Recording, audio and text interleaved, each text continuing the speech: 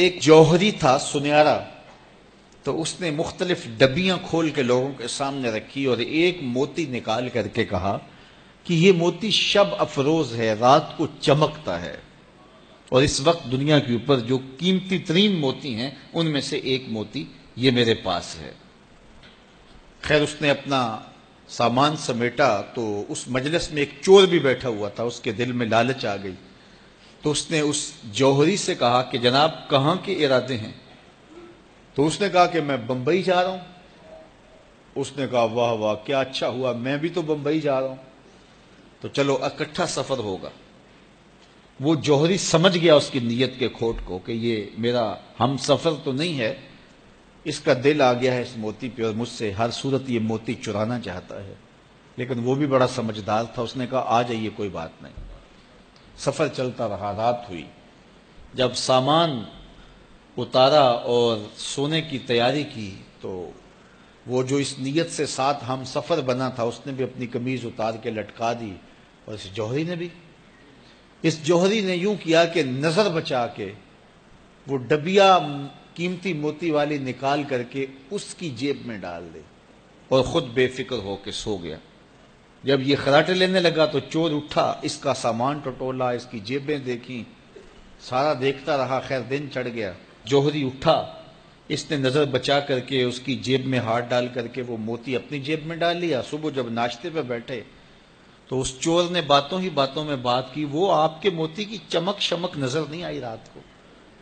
تو وہ ہنس کے کہنے لگا نہیں میرے پاس ہی تو تھا، وہ جیب سے نکال کے سامنے رکھ دیا۔ دل ہی دل میں بڑا حیرت زدہ ہوا، میں نے تو سارا ٹٹولا، یہ اگر کہیں تھا تو مجھے کیوں نہیں ملا؟ چلو آج صحیح۔ اگلا دن آیا تو پھر اس نے قمیض اتار کے رکھی اور اس نے نظر بچا کے اس کی قمیض میں وہ موتی ڈال دیا اور خود بے فکر ہو کے سو گیا۔ یہ ساری رات اس کے سامان میں، اس کے لباس میں تلاش کرتا رہا اور وہ مزے سے سویا رہا۔ صبح اٹھا اور نظر بچا کے اپنی جیب میں ڈال لیا۔ ناشتے پہ پھر بات کی کہ وہ آج بھی کوئی چمک شمک دکھائی نہیں دی۔ اس نے کہا میرے پاس ہی تھا، جیب میں ہاتھ ڈالا اور سامنے رکھ دیا۔ بڑا حیرت زدہ ہوا، دل ہی دل میں سوچا چلو کل صحیح۔ اس نے پھر ایسے کیا اور یہ ساری رات اس کا سامان ٹولتا رہا پوری تفصیل کے ساتھ۔ خیر جب صبح ہوئی تو اس نے پھر نظر بچا کے اپنی جیب میں وہ موتی رکھ لیا تھا، تو اس نے پوچھا وہ رات والا موتی آپ کا نظر نہیں آیا جس کو آپ کہتے تھے چمکتا ہے؟ کہا وہ ڈبیا میں رکھا ہے اس لیے چمک دکھائی نہیں دی، تھا تو میرے پاس ہی، اور جیب میں ہاتھ ڈالا اور سامنے رکھ دیا۔ یہ سر پکڑ کے بیٹھ گیا، میں روز اس کی جیب ٹٹولتا ہوں، سامان بھی دیکھتا ہوں، یہ رکھتا کہاں ہے؟ میں نے تو کوئی جگہ نہیں چھوڑی۔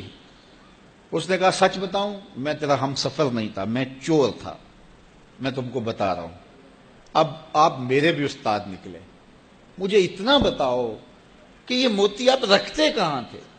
میں ساری رات ٹٹولتا رہا اور 3 دن ہو گئے مجھے، میں نے کوئی گوشہ نہیں چھوڑا، آپ کا سامان کھول کھول کے دیکھا ہے، آپ کا لباس الٹ پلٹ کے دیکھا، لیکن مجھے ملا ہی نہیں، یہ رکھتے کہاں تھے؟ مجھے یہ تو بتاؤ۔ اس نے کہا لوگوں کی جیب میں ٹٹولتے رہے، اپنی جیب میں ہاتھ ہی نہیں ڈالا۔ بلے شاہ اڈدیاں پھڑنے جڑا گھر بیٹھا ہے انہوں پڑھیا ہی نہیں۔ وَفِي أَنفُسِكُمْ أَفَلَا تُبْصِرُونَ، کہا تم کہاں اسے ڈھونڈ رہے ہو، ذرا اندر بھی اتر کے دیکھو، اندر اترو گے تو اس کا سراغ مل جائے گا۔ نہ مسجد وچ نہ مندر وچ، لب یار نو اپنے اندر وچ۔ جب اپنے اندر اترو گے تو پھر سراغ زندگی نصیب ہو جائے گا، عرفان ذات ہوگا تو پھر عرفان الہی نصیب ہوگا۔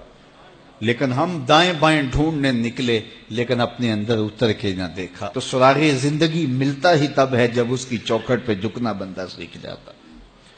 تو اس کی چوکھٹ پہ جھک کر کے زندگی کی سربلندی حاصل کیجئے اور مقصد زندگی حاصل کیجئے۔